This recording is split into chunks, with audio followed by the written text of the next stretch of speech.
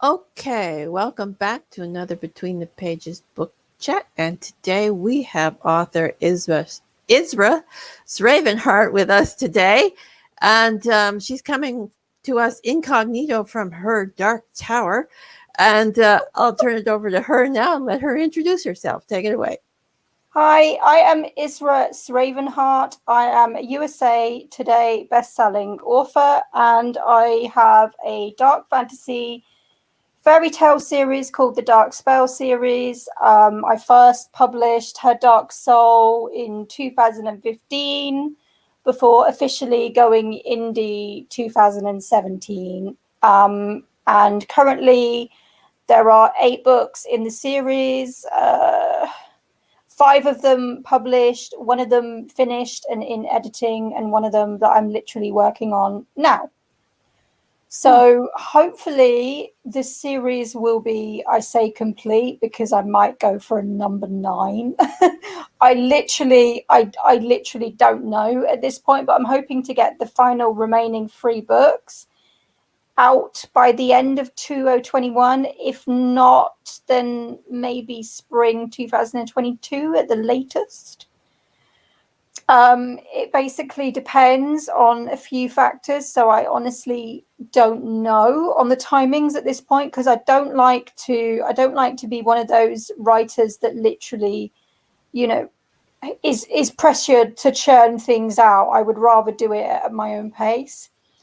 I've been on this amazing streak for about 2 weeks where I've managed to do 1,000 words per night, because I do a lot at night. And this has been going on for about 2 weeks. So I'm actually 1/3 of the way through book 6 at the moment as we speak. And that is called Touched by Darkness. It's going to follow Kissing Darkness, which is book 5 in the series, respectively. And basically, what I actually did is I wrote books 1, 2, and 3. So Her Dark Soul, Her Dark Heart, Her Dark Rose. And then I realized there was such a rich history between the main 4 characters. The main 4 characters, Isra, Astrid, Everilda, and Samuel. So this is where Her Dark Love, Kissing Darkness came in, which are books 4 and 5. And it's just kind of spanned from there. And the funny thing about all of this is I've kind of done a George Lucas here, not even realizing and not even intending to, really, because book 8 in the series is actually going to follow book 3, where we go back to present day. So it's definitely a George Lucas thing that's going on here. And, Yeah. I've just literally been in the flow with it, and I don't control what happens, basically. You know, Yeah, you're going to need a publishing order and a reading order, it sounds like. the reading order will be 4, 5, 6, 7, and then it will be 1, 2, 3, 8. And what I'm going to have to do, because I'm going to be reformatting my ebooks and paperbacks again. I'm actually going to put the reading order in the front of the books, I think, so that people do not get confused, because I'm the one that's written them and sometimes I get confused. So I think that definitely needs to be there. Yeah. Okay. So tell us a little bit about the series. What's it about? So basically, we start at Her Dark Soul. That was the first one I ever did. And it's basically about a witch that's shunned the light for darkness. And, she's done a couple of questionable things. She's been royally betrayed by the light side. This is her perception because of when she was very young. I mean, this is where her dark love comes in as well. She got burned by love, basically, and I think a lot of people can relate to that early on. So the first cut is the deepest, and basically, she's done a couple of questionable things. I won't spoil it. But then she meets Astrid the Raven. And this basically changes everything. So he comes in, he understands her darkness, he understands what she is exactly. And he's got no problem with it. In fact, you could say, not only does he accept it, he encourages it. But as time goes on, we learn more about Isra as a villain and why she is that way. And then it's basically through books 1 to 3, we are basically exploring the chemistry between Isra and Astrid at that point. So then when we go to back in time with her Dark Love, which is respectively where people should start reading from, although the publishing order is from her Dark Soul onwards. This is where we learn how intricately involved Astrid was from the very, very beginning. But things happen, as most situations do, and Isra is not going to learn that until a very long time. Put it that way. So there are a lot of circumstantial events. I mean, 4 and 5 is basically where we show her going dark and we show her reasonings for that and everything that goes down. So the one I'm working on at the moment is Touched by Darkness. That is going to be book 6. And that's going to follow exclusively Kissing Darkness. And this is where we're going to learn a little bit more of Isra, a little bit what makes her tick. And it's going to be an interesting climax to this one, because Astrid is going to return to her and he's going to have a choice. He's going to have to attempt to stop her like the light side once did, or he's going to sit back and rule by her side, and he's going to have a pretty tough decision of knowing what to do, which is going to set the scene for book 7, which I'm not going to give the title away yet, because I've had to, especially since being in the indie author realm, I've made the mistake of giving out titles before they were probably finalized and somebody's gone and pinched the title. So I'm going to keep the title under wraps for the time being. But book 7 is definitely going to make readers question what the heck is going on here. Well, that's something to look forward to for your readers. Yeah. So tell us, and Christy Stratos, one of our viewers here, says she thinks it's awful that someone pinched your title. Yeah. Yeah, and so do I. Yeah.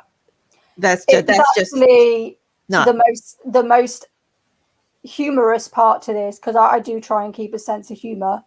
It was actually a friend that did it. Ooh. Yes. That's not nice. No. As in like a Facebook or for friend, nobody that I know in real life. But still, it's pretty rough, because at the time when the title for one of my books got pinched, I had to do a little bit of reworking things around, because I couldn't call it that anymore. So unfortunately, these things do happen. It sucks, but we have to kind of adapt, and I've learned from the mistake, and I just don't announce these things anymore. Yeah. So, yeah. It's unfortunate, but understandable. So tell us a little bit about the main character. I do love a good villainous, complicated villainous type character. Isra has chosen to shun the light. She doesn't want anything to do with it. She actually calls them the love and light brigade. That is how she refers to them. She really, really does not like them, and we're not truly going to learn why until we're going to get tastes of it in her Dark Heart, but we're not truly going to learn why until her Dark Love, which is book 4. because that is where things are going to get very, very intense. We do kind of go into it a little bit in her Dark Heart, because that is where I reveal that Isra and Everilda were once friends, and now they are mortal enemies.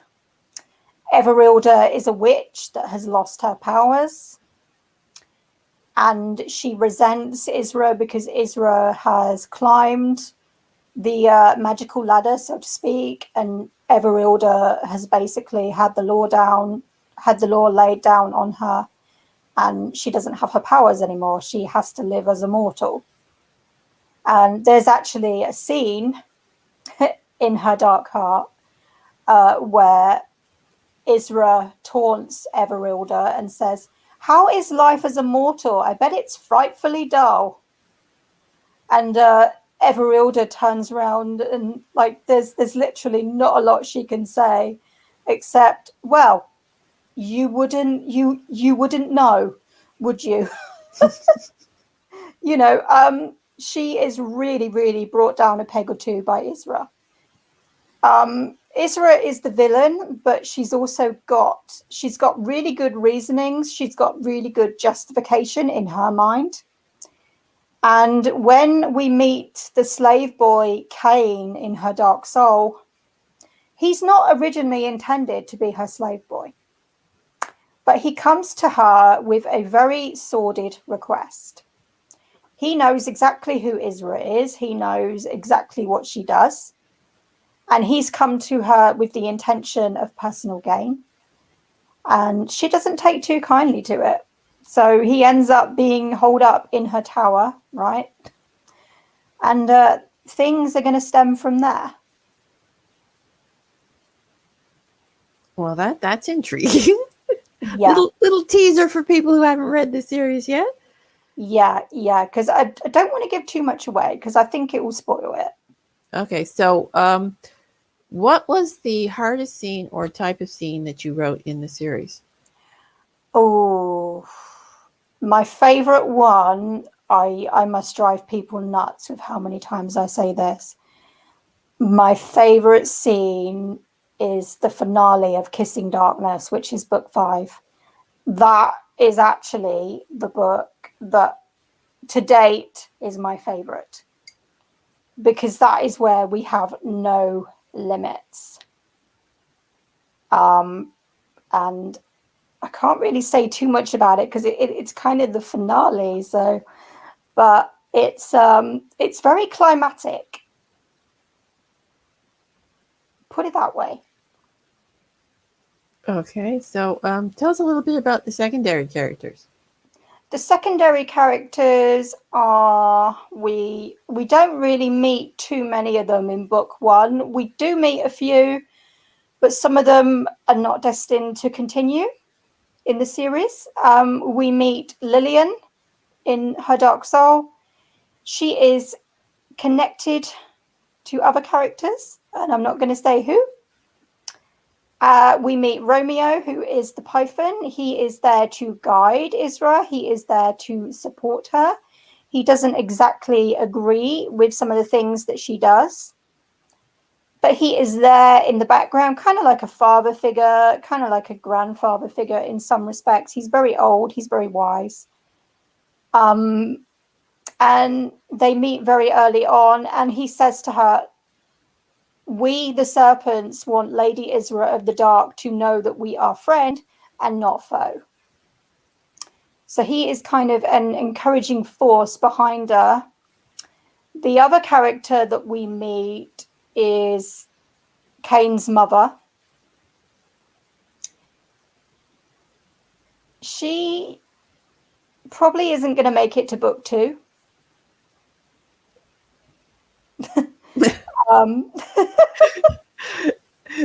Okay, we won't inquire as to why she doesn't make it to book 2 in case it's spoilers, but yeah. we'll leave that to the imagination. In book 2, Her Dark Heart, we do meet some of the more newer characters that some of them might be staying and some of them might not. So some of them to look out for is Cora, Contessia, Clink. He is a gnome. Now, I do like to include a lot of magical creatures in my work. So let me try and list all the ones that we've had so far. It's going to kind of give people an idea. So we've got witches, obviously. We've got warlocks. We've got lightbringers. We've got angels, unicorns, snakes, raven, a gnome, a black cat, fairies make an appearance. So I try and include as much magical characters and as much diversity of those characters as I can, so that it kind of keeps things fresh, it keeps things moving, because we don't want to just stick to one type of character. Obviously, the Raven is recurring throughout the entire series. He ain't going nowhere. But I do like to keep it kind of a fresh mix, because the main formats are going to be witches, warlocks. The Lightbringer is going to be a major facet from book 3, which is her Dark Rose. But we're not really going to learn too much about Samuel the Lightbringer until book 4, which is her Dark Love. And then things are really going to get deep on that level. The opportunity with the series for me is, obviously I did 1, 2, and 3. And then I got to expand because we went back in time. I think that's got to be the most funnest part for me. And I completely did not plan it either. So, for me, it's just a case of, I can go really deep with these characters, but I felt like when I did 1 and 2, especially, I didn't really have that opportunity to go as deep as I wanted, because obviously I didn't want to spoil things as well. But when we got to her Dark Rose, that for me is when I settled into my writing style and I was comfortable and confident with it. And that's where things really, for me personally, that's where things really take off in my writing style. Because I absolutely loved doing the first 2 books. Don't get me wrong, but when I got into 3, that was when I got into the swing of it. And that's where things really go to the place I want them to go. That's good. Yeah. So it sounds like one of your inspirations might have been fairy tales for the book. So what other ones? Yeah, I mean, when I was younger, I had the Grimm's fairy tales. I had Hans Christian Andersen. There was another one, Charles Perrault. I'm probably pronouncing that wrong. Yeah, I think that's close. Yeah, the Wizard of Oz books, which I've only recently learned because I've actually been reading them for the first time in years, since 2018, and I've literally only just got towards the end of the 10th book, so it's taken me a long time to get through them. I am kind of a slow reader due to fibromyalgia and endometriosis. Those are my 2 biggest ailments. So that kind of, my reading speed is not what I'd like it to be. So I probably read, I don't know, maybe once every week, once every 2 weeks, depending on what my body can allow. So those were the type of books that I was engrossed with. I had the Sabrina the Teenage Witch novels. I had a lot of the Buffy the Vampire Slayer. I had tons and tons and tons of books. We could probably be here all day, and we probably don't have that kind of time. No, we don't, even though it would be a fun conversation. Yeah. So obviously you write fantasy, a little romance in there as well, by the sound of it. So are there any other genres that you have not written in that you'd like to try? I'd be interested in horror, actually. I don't know whether I could do it justice, because I am mainly in the fantasy realm. You'd be surprised how close horror is to fantasy if you want to make it that way. Yeah, I think if it had a paranormal, suspenseful, supernatural edge to it, Oh yeah. it could probably work. It's just a case of, well, literally, I think my hands are full for the time being. Mm. I am actually planning another series after this, but my aim, first of all, is to complete this one because this one first began life in 2013. So this is 8 years, almost to the date, of solid hard work, not even realizing that it was even going to be a book, first of all, to be honest. Because I started this after being ghosted by a boyfriend, and it was just such an abrupt ending that I started writing on my laptop one evening of a September rainy night in 2013. Little did I know at the time it was the feeble beginnings of her dark soul. But I didn't even know it would be a book, never mind a series. And basically, it took me a long time to get her dark soul done. I had mostly done it by February 2015. I just had literally the final ending part to do. And then it was July 2015, because I didn't even know if I was going to bother with a sequel, to be honest with you. I got published by Author House. Now, if anyone doesn't know, they are a vanity publisher, and there's a sordid story there. Yeah, there's a lot of sordid stories behind Author House, but we won't get into that. Yeah, I was just about to say we won't get into it because it will just go off on a completely different tangent and it will take away from what we're trying to talk about. But it was a few months after being published with Author House that I decided to annul the contract with them. And what I had to do is I was looking into the indie route a good few months before I actually went and did it. Because I realized I realized very early on that the book had not been edited, and they had promised me state-of-the-art editing, and that was a major problem, first of all. So I made the decision to end the contract, and I searched around for an editor. I had to get another cover. I had to completely polish the existing product.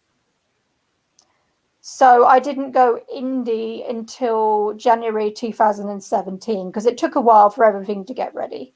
Yeah. But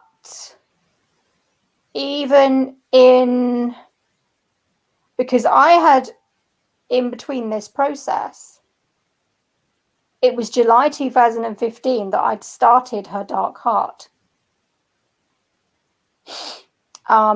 But because of all the hiccups with Author House, Her Dark Soul was nowhere near ready to go into public domain again. I had a lot of good reviews on it, which was brilliant at the time, but obviously people did pick up on the fact it wasn't edited. Mm. And so there was some feedback on that was accurate for that situation. So it did take a lot of time for it to get ready. But what most people probably don't know is it only became a series really in this summer of 2015. And it was literally about a month before Her Dark Soul was published as an indie book, finally. That book 3 was actually in motion as well. So the first 3 books, they were kind of instantaneously following each other, but then there was a bit of a gap between them as well. And for me, like I've already stated, Her Dark Rose, book 3, is when things really came into place and when the series really began to develop. Well, it sounds like you had a bit of a struggle getting it out, but now that it's going strong, so Yeah, you see, good luck. the problem with the situation that I ended up in, and a lot of people still end up in to this day, is vanity publishers like Author House know that people want to get their books out. They know that people have wanted to write books for years and years, and they take advantage of that fact. You see, I had no idea at the time that the author was supposed to get paid by the publisher. I had absolutely no idea. I thought, to be honest with you, that getting published by this publisher, I had no idea, was an absolute steal. And I thought the fee was reasonable for the service they provide. Little did I know they provided very little service, but Yeah. you live and learn. Yeah, that's the scam these vanity presses do, is that they promise you all these things and then they give you the bare minimum. They promise you the world, they give you peanuts. Yeah.